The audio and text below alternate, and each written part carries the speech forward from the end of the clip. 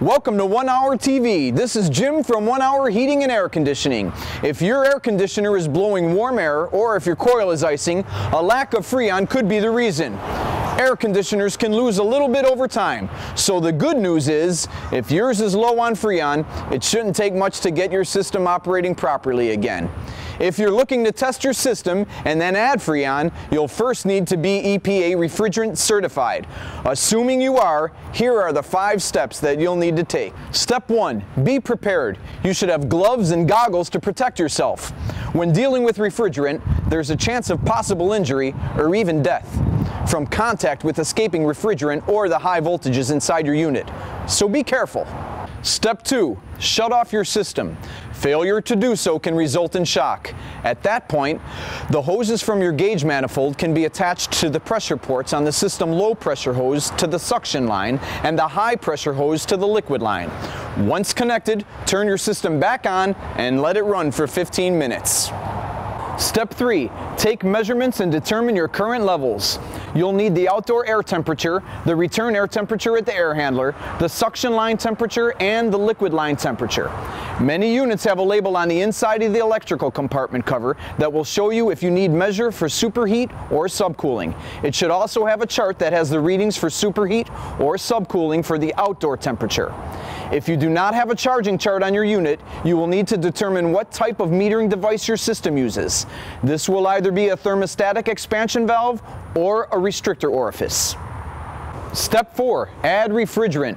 Assuming your calculations show that you need more Freon, the type you'll add is dictated by your system.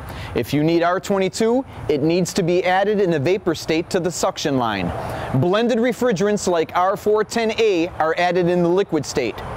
All refrigerants should be added slowly in 5-minute increments and in small amounts. Your system needs to stabilize its temperatures and pressures. Constantly take readings throughout this process and do not add more refrigerant than necessary. Overcharging can permanently damage your system and shorten its life. Step 5, observe a complete cooling cycle after charging the system. Ensure that your air conditioner is now running properly. Finally, turn off your system before removing your gauges. Once again, there's a risk of shock if you don't turn your system off. Those are the 5 steps to adding more Freon to your air conditioner. Now, if you're not comfortable performing this work, you should contact the heating and cooling company to service your system. When choosing a company, it's important that you find one that employs licensed, highly trained, background checked, and drug-tested technicians. Considering this person will be in your home, it would be nice if the technician is also well-groomed, honest, polite, informative, and will give you options on how to improve your comfort. At 1 Hour Heating and Air Conditioning, we meet all of these stringent standards and more.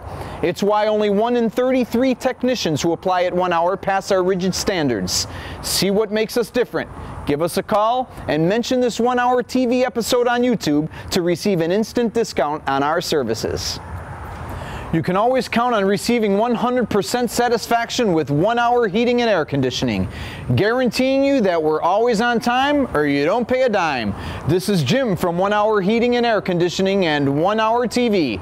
Until next time, stay comfortable out there.